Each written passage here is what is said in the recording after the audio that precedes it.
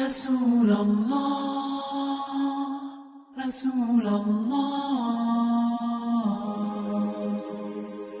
Every recitation of the Quran begins with an invocation to the compassion and mercy of God, and the Quran is really nothing but a cry for compassion. The bedrock message of the Quran is that it's wrong to build up a private fortune, but good to share your wealth equally and to look out for the vulnerable and the poor people in society. That is the chief duty of every single Muslim. And the Prophet once said, peace be upon him, not one of you can be a believer unless he desires for his neighbor what he desires for himself. This is what's often called the golden rule. It's been enunciated in every single one of the major world traditions. Sometimes it comes in this form: never treat others as you would not like to be treated yourself. Or in the positive form, always treat all others as you would wish to be treated. And all the faiths have said that this is the test of true spirituality, and it is this that brings us into the presence of what we call God. So compassion is key to the religious life. And the religions all insist that we cannot confine our compassion to our own group, to our own congenial group of people. We must have yan ai, said one of the Chinese sages, concern for everybody.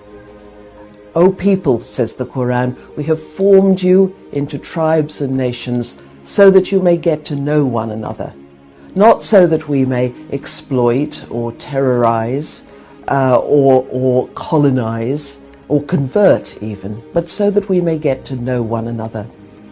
And this is the key task of our time, to build by means of compassion and respect a global community where all peoples, whoever they are treated with absolute equity and respect. And it seems to me that unless now we implement the Golden Rule globally, we are not going to have a viable world.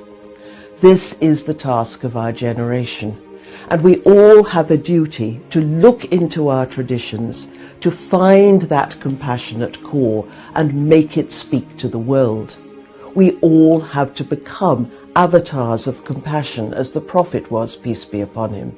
We have to be messengers of compassion in our time. And we have to do this globally, even to people with whom we feel enmity, who dislike us, or who are at war with us. Somehow we have to learn, as the Prophet did, peace be upon him, to speak to people who are hostile to us in a way that is non-threatening, non-aggressive, but who try to see where their pain is coming from. I think if we just look to the Prophet, we have a model of how we should behave. Always in Mecca, when his people were being persecuted and abused, he would keep his calm. He wouldn't allow himself to respond aggressively, even when he was physically abused and threatened in any way. This is a time of fitna for Muslims. We often talk of the first and second fitna after the Prophet's death, when there were civil wars, and it was a time of great trial and trouble. And this is similarly a time of trial and trouble. But Muslims in the past have always used these periods of difficulty as a spiritual opportunity.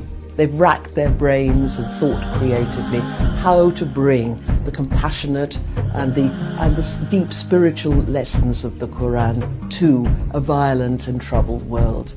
And that's our duty in this world, to make the compassionate voice of Islam speak loud and clear and make it a dynamic force in our time. If we all, every single one of us, did that, we could drown the voices of extremism and do our best to work for a peaceful, just and sustainable world.